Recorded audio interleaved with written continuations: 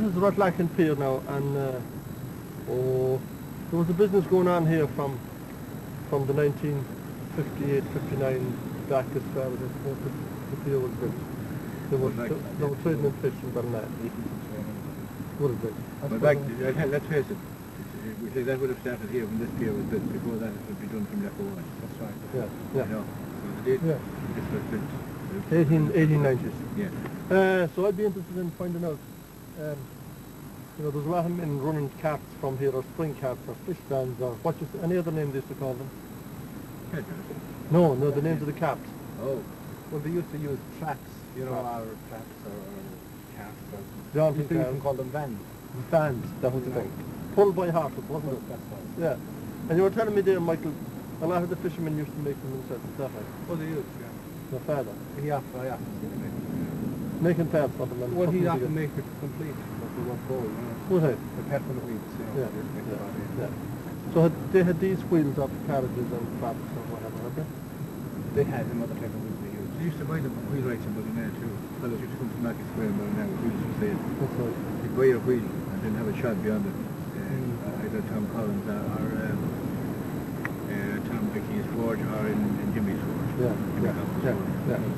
Well, the first thing that happened was the fishermen came down here at about what time? They started at about 3 o'clock in the morning. And went way out the bay there. That's right, yeah. And they fished for Mackin. Well, they fished for Mackin until about, I would say 7 or 8 past 7.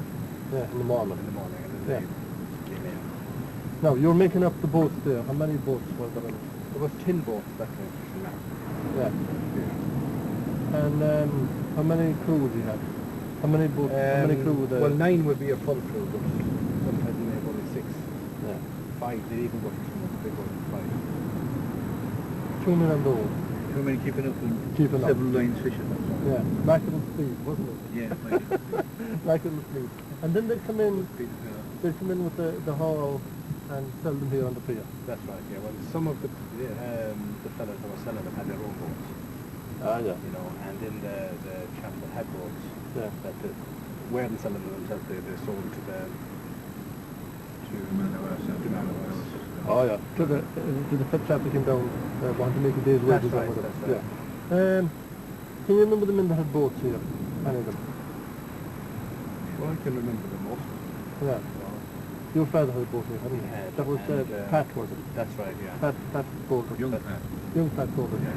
Had your father, His grandfather was old Pat. had he another boat? But he didn't have a boat. Yeah. Tom Williams. Tom Williams. Lacken.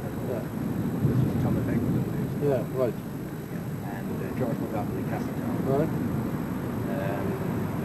Martin Minot, Castletown. Yeah. And Jackie Golden. Golden, Jimmy yeah, Golden, right. of Castletown. And Had a lot of had a lot with that as well. Stephen Burks, Tom Golden and Tom McCabe. Right back. Must be near the end of it now, Robert. There was 10 at the time, Yeah. which will be able to. Yeah. And they had the horses and everything ready down here, haven't they? They had, well, I know we were only very small at the time. Yeah. We used to take horses down or flat. I don't think morning down here to flat, Yeah. We were probably almost 7 years old. And they had a watering trough down here, had they? Yeah. Now, they used to hit off them for Marinade. They hit off. As soon as they get the fish in and count them, and use the carts or traps and what have you, they hit off them for Marinade. A wasteful town. Well, there was key position they had to take up on the... In Marinade. Every fella had his own position, had he? Well, there was 1 or 2 sort of key positions, Oh, yeah. I'd say probably one now next to things like Burnley Down Pub now. Yeah. Yeah. The fella that took up that position, he commanded the Through traffic. the through traffic coming up the street. And down the footpath. Down the footpath. It's still used today. It's still used today. They headed for any town there was a fair. There was a fair by the castle, they were from by the castle. Ah, yeah. And then otherwise without the custom. But mostly fella now was key. Every Monday morning. Every Monday morning. Would they go every morning of the week? They would, they even go Saturday morning. Would they? Saturday morning was a great morning. It was a good one to sell fish. But Friday was the key day, because it was people Fry the fish, that's right. casted that. Yeah, that's right. There was absolutely TV. That's right. That's right. So this trade went on for years until about the 1950s. It went on for about, I'd say, 53. Went on longer than that. I saw some of them on the road. On the whole of the I would say that I know that my father bought a car, Road Prefect, in 1953. So then he used the car Oh yeah, the engine from the north. from then on. Yeah. And I think the only one that was travelling was Jack Bolt. From the year or two after he bought it. They had a pickup They had back in, pickups they had a back. pickup back in 53 and before. No, they had. They had Michael. No. Well, there was one or two vans operating in 58, 59. I know now because I was fishing with it. Yeah. You know, I know when they got one shot there for this cab. Yeah. You know, they didn't have it for a year or so. Well then, another kind of fishing that's eaten over there now, the salmon fishing. Isn't it? Well, salmon fishing was going on that time. There was only one boat fishing. Is that right? And they weren't doing very well on it because they probably weren't using the right technology. You don't know who else the boat was fishing at the time?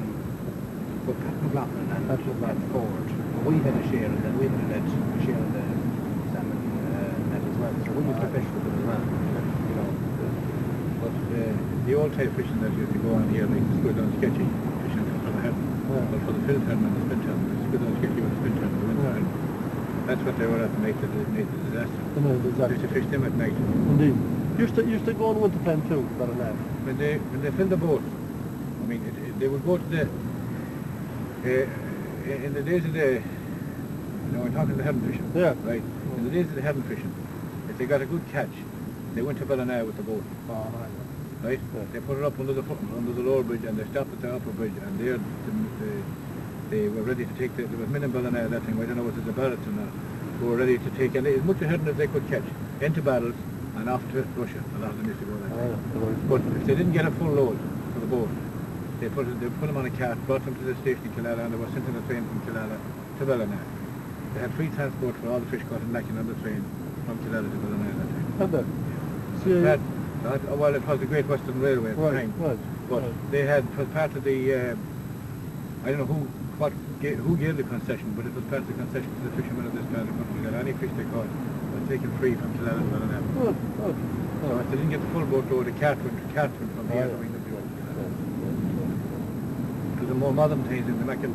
There was no winter herring never fished here after 1927, after the disaster. That was the end. They never fished them again after that.